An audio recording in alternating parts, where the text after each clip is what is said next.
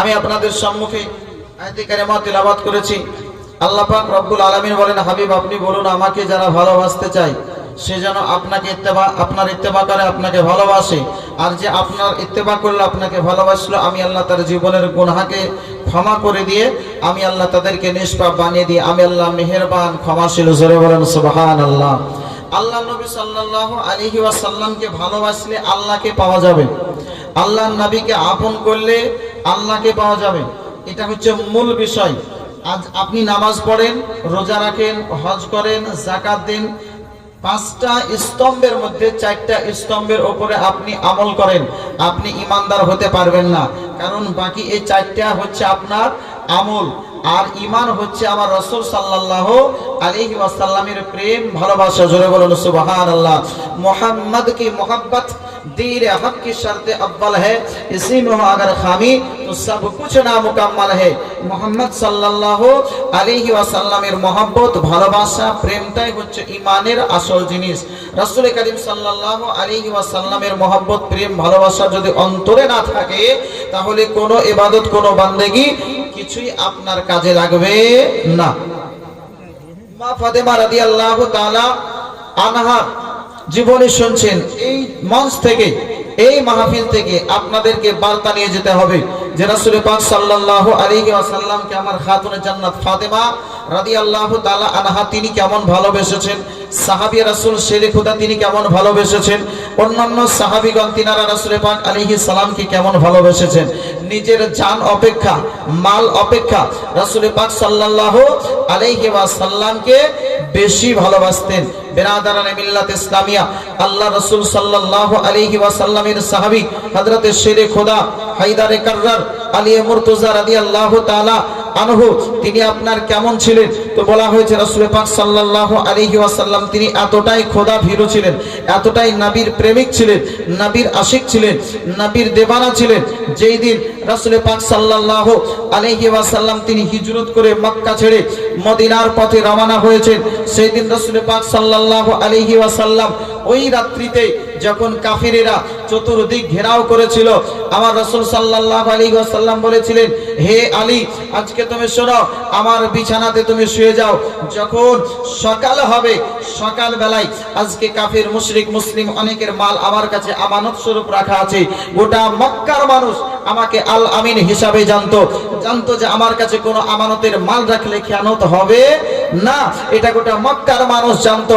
তাই গোটা মক্কার মানুষ আমার কাছে আমানত স্বরূপ অনেক মাল রেখেছে। এ আলী শোনো, সকালবেলাতে এই আমানতের মালগুলো তাদের কাছে পৌঁছে দিয়ে আলী তুমিও হিজরত করে এই মক্কা ছেড়ে মদিনায় চলে আসবে। জোরে বলেন সুবহানাল্লাহ। কখন বলছেন আলীকে? যেই রাত্রিতে রাসূল করিম সাল্লাল্লাহু আলাইহি ওয়াসাল্লামকে হিজরতের কথা আমার আল্লাহ বলছেন যে হাবিব আর আপনাকে মক্কায় থাকতে হবে না, এবার আজকের রাত্রিতেই রাতারাতি আপনাকে হিজরত করতে হবে, মক্কা ছেড়ে মদিনার পথ নিতে হবে। জোরে বলেন সুবহানাল্লাহ। শেরে খোদা হায়দারে কাররার আলী মুর্তজা রাদিয়াল্লাহু তাআলা আনহু তিনি আপনার কোনো চোচেরা না করে, কোনো কথা না বলে এক বাক্যে আপনার মেনে নিয়েছিলেন, ইয়া রাসূলুল্লাহ, হে হাবিবাল্লাহ নবী গো, যখন আপনি বলছেন থাকতে তাহলে আমার আর কোনো টেনশন নাই। কোন রাত্রিতে? যে রাত্রিতে কাফিরেরা বাড়ি ঘেরাও করেছে, মারবে, আক্রমণ করবে, দুনিয়া হয়তো চিরতরে বিদায় করে দিবে রাসূলকে, যে রাসূল থাকবে না আর দ্বীন ইসলামের কথাও কেউ বলবে না, রাসূল থাকবে না, আমাদের মাবুদা বা আমাদের মাবুদের বিরুদ্ধে কেউ কথা বলবে না। অতএব রাসূলকে আগে শেষ করে দিতে হবে। সবার ষড়যন্ত্রণা, সবার চক্রান্ত। সেই সময় শেরে খোদা হায়দারে কাররার আলী মুর্তজাকে বলেছেন বিছানায় শুতে, আপনার আমার মতন যদি মানুষ হতো, এবার যে আমার ভাইরা এইদিকে তাওয়াজ্জু, আপনার আমার মতন যদি মানুষ হতো, আপনি আমি যদি হতাম, তাহলে হয়তো বলতাম, ইয়া রাসূলুল্লাহ, ইয়া হাবিবাল্লাহ নবী গো, আজকের এই বিপদের সময় আপনি আমাকে আপনার বিছানায় ঘুমাতে বলছেন, যদি আপনাকে ভেবে আমাকেও তো তারা আক্রমণ করতে পারে, দুনিয়া হতে আমাকেও তো বিদায় করে দিতে পারে। কিন্তু আলী বলছেন না, এটা আমার হলো না বিশ্বাস। আমার বিশ্বাস এটাই হলো যে নবী যখন বলেছেন আগামীকাল এই মালগুলোকে বন্টন করার পরে তুমিও হিজরত করে চলে আসবে, তার মানে আমার বিশ্বাস যে আজকের রাত্রিতে আমার ইন্তেকাল হবে না। জোরে বলেন সুবহানাল্লাহ। শেরে খোদা হায়দারে কাররারের বিশ্বাস যে আজকের রাত্রিতে আমার ইন্তেকাল হবে না, অন্য দিন যদি ইন্তেকাল হয়তো হতে পারে, কিন্তু আজকের রাত্রিতে হবে না। যতক্ষণ না আমি হিজরত করে মক্কা ছেড়ে মদিনায় যাচ্ছি, আমার রাসূল যেটা বলে দিয়েছেন সেই কথার কখনো এই দিক ওই দিক হতে পারে না। শেরে খোদা হায়দারে কাররার আলী মুর্তজা কতটা ভালোবাসতেন নবীকে নিজের জান অপেক্ষা, যে যেই বিছানায় রাসূলকে আক্রমণ করার জন্য কাফিররা আসছে, ওই বিছানায় শেরে খোদা আলী নিজে আপনার দেহটাকে বিছিয়ে দিয়ে আপনার বিছানার উপরে শুয়ে যাচ্ছেন। জোরে বলেন সুবহানাল্লাহ। ও শেরে খোদা হায়দারে কাররার আলী মুর্তজা রাদিয়াল্লাহু তাআলা আনহার আলোচনা শুনছেন, মা ফাতেমার আলোচনা শুনছেন।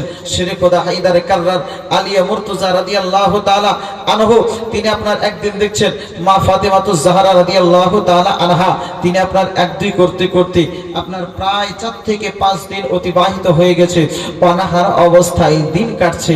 শেরে খোদা হায়দারে কাররার আলী মুর্তজা রাদিয়াল্লাহু তাআলা আনহুর গতকাল শুনেছেন যে শাড়ি বিক্রয়ের ঘটনা, শাড়ি বিক্রয় হয় না, খেজুর নিয়ে তিনি আপনারা ফিরে এসেছেন।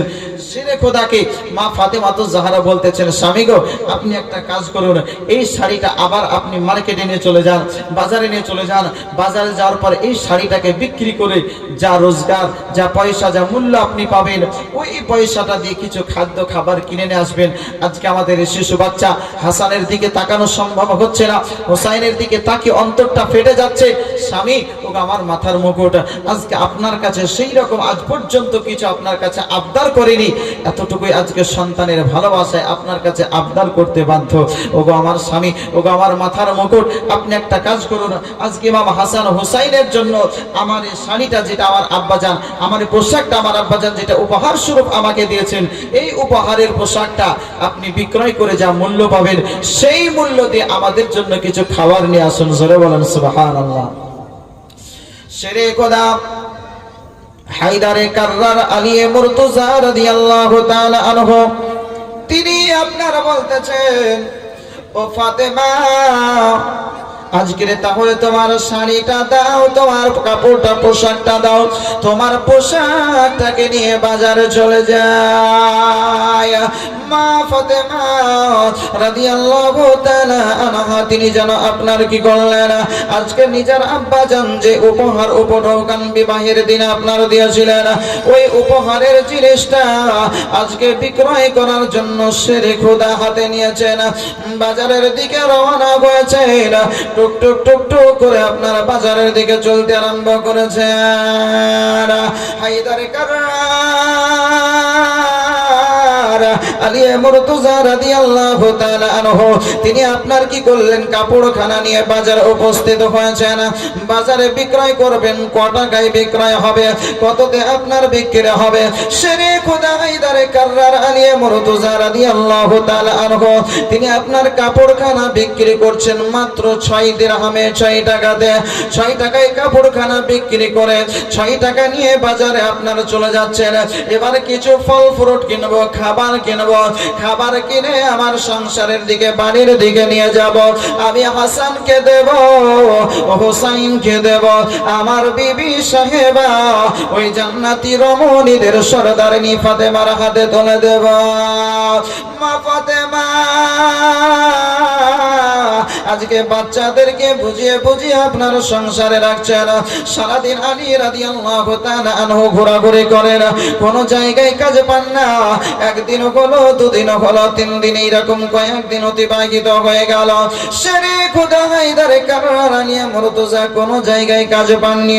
5 দিন হয়ে যাচ্ছে। শেরে খোদা হায়দারে কাররার পোশাকটাকে বিক্রয় করে ওই 6 টাকা নিয়ে, 6টা দিরহাম নিয়ে আজকে ফল ফ্রুট কিনতে যাবেন।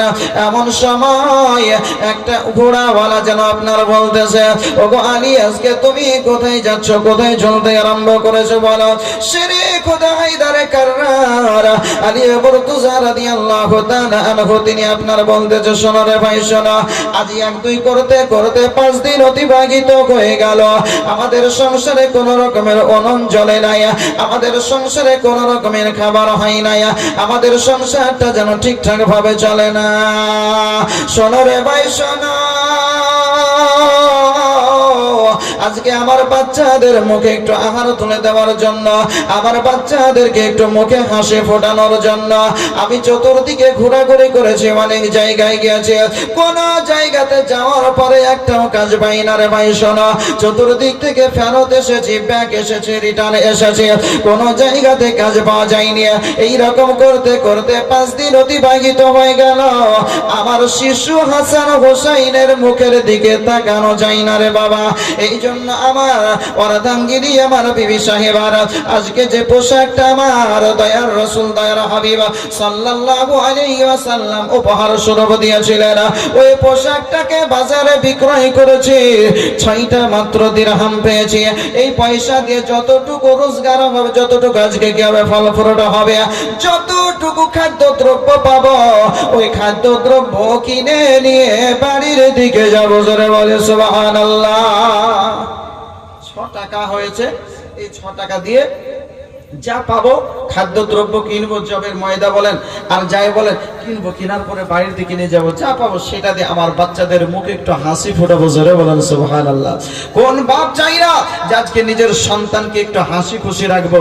কোন মা চাই না যে নিজের সন্তানকে হাসি খুশি রাখবো? সবাই তো চায় যে আমার সন্তান যদি ভালো থাকে তা আমাকে ভালো লাগবে, আমার বিবি বাচ্চা যদি সুখে থাকে, শান্তিতে থাকে, ভালো লাগবে। বিরাদারানে মিল্লাত ইসলামিয়া শেরে খোদা হায়দারে কাররার আলিয়ে মুর্তজা রাদিয়াল্লাহু তাআলা আনহু, তিনি যখন চলে আসছেন, ওই ব্যক্তি বলতেছে, বলে আলী শোনো, আজকে তোমার আর যেতে হবে না, এই 6 টাকার মাল কিনতে হবে না, আমি যে ঘোড়াটা বিক্রি করার জন্য এসেছি, এই ঘোড়াটা তুমি নিয়ে চলে যাও, আর এই ঘোড়াটাকে বিক্রয় করে এসো। আমি নিব 100 দিরহাম, আর 100 দিরহামের বেশি যা হবে সেটা হবে কি তোমার এই বাকি জিনিসটা, বাকি টাকাটা 100 দিরহামের বাড়তি যেটা টাকা সেটা হবে তোমার, ওই টাকা দিয়ে তুমি বেশি পাবে। আশা করি যে তোমার ব্যবসায়ী লাভ হবে। শেরে খোদা হায়দারে কাররার আলিয়ে মুর্তজা রাদিয়াল্লাহু তাআলা আনহু, তিনি আপনার বলতেছেন, বলে তাই তাহলে এক কাজ করা যাক, ঘোড়াটা দিন। ঘোড়াটা নিয়ে চলে যাচ্ছেন। যখন তিনি মার্কেটে উপস্থিত হয়েছেন, শেরে খোদা হায়দারে কাররার আলিয়ে মুর্তজা রাদিয়াল্লাহু তাআলা আনহুকে একজন ব্যক্তি জিজ্ঞেস করছে, বলে আলী, তোমার ঘোড়ার দাম কত নিবে? শেরে খোদা হায়দারে কাররার বলতেছেন, বলে এর দাম কত হবে সেটা আমি কি করে বলবো, তুমি কত টাকা দিবে সেটা বলো। তো ওই ব্যক্তি আপনার বলতেছে, বলে আলী, যখন তুমি এই উটের দামটা বলতে পারছো না, তা এক কাজ করো, তুমি এই উটের দামটা 160 দিরহাম নিয়ে নাও। জোরে বলেন সুবহানাল্লাহ। কত বললাম? 160 দিরহাম নিয়ে নাও। 6 টাকা দিয়ে কিনেছিলেন, 6 টাকা দিয়ে 100 টাকা নেবেন বলেছিলেন, তাহলে থাকলো 160। যখন 100 টাকা মালিককে দিয়ে দিল, থাকবে কত? 60 দিরহাম। হযরতে শেরে খোদা হায়দারে কাররার বলছেন, 6 এর জায়গাতে আমার 60 হচ্ছে। আল্লাহ পাক রব্বুল আলামিন বলেছেন, মান জাবিল হাসানাতি ফালাহু আশরু আমসালিহা। যদি 1 টাকা এরকম ভাবে দান করা যায় তাহলে তার বিনিময়ে 10 টাকা পাওয়া যায়। আমি তো 6 টাকা এরকম খোদার রাহে দিয়ে দিয়েছিলাম, যখন 6 টাকা দিয়েছে, 6 এর বিনিময়ে 6 10 60 দিরহাম আমার নাফা হচ্ছে। এই 60 দিরহাম দিয়ে যদি আমি খাদ্য খাবার কিনি তো অনেক পাবো, আমার সংসারের অভাব থাকবে না। জোরে বলেন সুবহানাল্লাহ। শেরে খোদা হায়দারে কাররার আলিয়া মুর্তজা রাদিয়াল্লাহু তাআলা আনহু, তিনি আপনার বলতেছেন, যখন 60 দিরহাম বেশি পেয়েছে, আরো দেরি নয়, খুব তাড়াতাড়ি যেন আপনার বলতেছেন, ভাই শোনো রে শোনো, নাও নাও, আজকের ঘোড়াটা তুমি নিয়ে নাও। ওখান থেকে আপনার 160 দিরহামের মধ্যে 100 দিরহাম রেখে দিয়ে 60 দিরহাম দিয়ে অনেক ফল ফ্রুট কিনেছেন, বাজার করেছেন, মনে যাচ্ছে যে সমস্ত রকমের আসবাবপত্র কিনে নিয়েছেন, খাদ্যদ্রব্য কিনে নিয়ে যেন আপনার বাড়ির দিকে রওনা হয়েছেন। বাড়ির দরজায় যাওয়ার পরে টক টক টক টক করে আওয়াজ দিচ্ছেন, বলতেছেন, ফাতেমা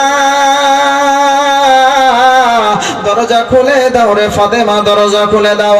মা ফাতেমা তো জাহরা রাদিয়াল্লাহু তাআলা আনহা হাসান ও হোসাইনকে ডাক দেওয়ার পরে বলে, হাসান ও হোসাইন শোনো শোনো, যাও যাও, হয়তো তোমার আব্বা জান দরজার পাশে দাঁড়িয়ে রয়েছে, তোমার আব্বা জানের জন্য দরজা খুলে দাও। বলেন সুবহানাল্লাহ। হাসান ও হোসাইন সাইয়্যিদা শাবাবে আহলিল জান্নাহ, যার ব্যাপারে আমার রাসূল বলেছেন, আল হাসান ও আল হোসাইন সাইয়্যিদা শাবাবে আহলিল জান্নাহ। হাসান ও হোসাইন হলো জান্নাতি যুবকদের সরদার। ও হাসান ও হোসাইন, যাকে সন্তুষ্ট করার জন্য আল্লাহ আমার রাজি হয়ে যায়। ইমাম হাসান ও হুসাইন দরজা যেন আপনার খোলার জন্য চলে আসেন, দরজা খুলে দিয়েছে। এমন সময় এসে খোদার কাছে দেখছেন অল্প স্বল্প নয়, অনেকগুলো সামান পত্র আপনার খাদ্য দ্রব্য রয়েছে। বিবি সাহেবা বলতেছেন, স্বামী গো, আপনি এতগুলো সামানপত্র খাদ্য দ্রব্য কোথায় পেলেন একবার বলো না। শেরে খোদা হায়দারে কাররার বলতেছেন, বলে ফাতেমা শোনো শোনো, আমরা তো কেনার জন্য শাড়িখানা নিয়ে গেছিলাম, ওই শাড়িখানা বিক্রয় করে 6 দিরহাম পেয়েছিলাম, ওই 6 দিরহাম দিয়ে বাজার করেছে, ফল ফ্রুট কিনেছিল। বিবেচনা আমার মা ফাতেমা বলতেছেন, স্বামী গো, আমার বিশ্বাস হয় না 6 দিরহামে এতগুলো সামান পাওয়া যাবে। বলেন সুবহানাল্লাহ। বিশ্বাস হয় না যে 6 দিরহামে এত। বলে হ্যাঁ, ওই 6 দিরহাম থেকেই তো হয়েছে। বলে কেমন করে? সমস্ত ডিটেলস খবর শোনাচ্ছে। মা ফাতেমা বলতেছেন, বলে তাহলে ঠিক আছে, কিন্তু যদি এটাই হতো যে আপনি হয়তো কোনো দিক থেকে নিয়ে এসেছেন, আমি ফাতেমা চাই না এইরকম ভাবে কোন রকমের অন্যায় খাদ্য খেতে। জোরে বলেন সুবহানাল্লাহ। মা ফাতেমার ধারণা ছিল যে হয়তো এদিক ওদিক থেকে চেয়ে হয়তো এদিক সেদিক করে খাদ্যদ্রব্য হয়তো বেশি নিয়ে এসেছেন আমাদেরকে সন্তুষ্ট করার জন্য। ও মা ফাতেমা তো জাহরা রাদিয়াল্লাহু তাআলা আনহা নিজের স্বামীকে বলতেছেন, স্বামী গো, আমি এই দিক ওই দিকের সেই রকম কোনো মাল হলে আমি বাড়িতে উঠতে দেব না। জোরে বলেন সুবহানাল্লাহ। কিন্তু আমাদের মায়েদের কি হয়, যদি আপনারা মনে করেন কাউকে ঠকিয়ে কাউকে এই দিক সেই দিক করে যদি কিছু নিয়ে আসতে পারা যায়, তাহলে বাপে বলে মায়ে বলে যে আমার ছেলে চালাক হয়েছে। বলে না যে আমার ছেলে চালাক হয়েছে, যা চলতে পারবে সমাজে। বলে না এরকম অনেক মা আছে এইরকম। মা আফসোস, এইরকম চরিত্র ভালো চরিত্র নয়। চরিত্র হতে হবে আল্লাহ রসুলের সাহাবীদের মতন। জোরে বলেন সুবহানাল্লাহ। কোরআন বলেছে, লাকাদ কানা লাকুম ফি রাসূলিল্লাহি উসওয়াতুন হাসানাহ। ওই নবীর চরিত্র তোমাদের জন্য নমুনা। নবীর আদর্শকে আপন করে নিতে হবে, নবীর আদর্শে আদর্শিত হতে হবে, তবে আল্লাহ রাসূল আপনার প্রতি সন্তুষ্ট হবে। কিন্তু আজ দেখেন আমরা কি করি, সেই রাসূলের আদর্শ থেকে কতটাই দূরে। শুধু নামে বলে মুসলমান, পোশাক আশাক না আছে মুসলমানের মতন, চলাফেরা না আছে মুসলমানের মতন, না তো খাওয়া দাওয়া মুসলমানের মতন, না তো উঠা বসা মুসলমানের মতন, তাই না? আজ মুসলমান ঘরের ছেলে আর চুল কাটছে কেমন করে? তো আপনার মনে করেন মনে হচ্ছে পাখিতে বাসা বাঁধলে যেমন হয় ওই রকম উপরে ঝুঁটি বেঁধেছে, আর এই দিকে একদম পুরো নাড়া করে দিয়েছে, একদম ছিলে দিয়েছে, আর উপরে পাখির বাসা বেঁধে দিয়েছে। আচ্ছা বলেন তো এইরকম করে চুল কাটা মুসলমানের নীতি? জোরে বলেন না। আগে দেখতাম যে মানুষ অভাবের তাড়নায় প্যান্ট পরতে পারতো না, সেইভাবে পোশাক আশাক পেত না, তো ছিঁড়া ফাটা পোশাক পরে জীবন কাটিয়েছে। মৌলানা সাহেব তাই তো নাকি? ছিঁড়া ফাটা পোশাক পরে জীবন কাটিয়েছে। আরে হালি আপনার দেখলাম এই ঈদের মার্কেটে যে আপনার মনে করেন সুন্দর প্যান্ট কিনে আছে, গোটা প্যান্ট, ভালো প্যান্ট, তো ওই প্যান্টকে এই দিক খানিকটা কাটছে আর এই দিক খানিকটা কাটছে, এই দিক খানিকটা কাটছে, কাটা বলছে কাটাটাই বলছে স্টাইল। কি আফসোস রে ভাই, আজীব লাগে দুনিয়া। কি আজকে আগেকার মানুষ আপনার কাটা ফাটা ছিঁড়া ইয়াওয়া হাবাজা প্রত্যেক অভাবে তাড়নার, এখন যে ফাটাটাই বলছে আপনার স্টাইল।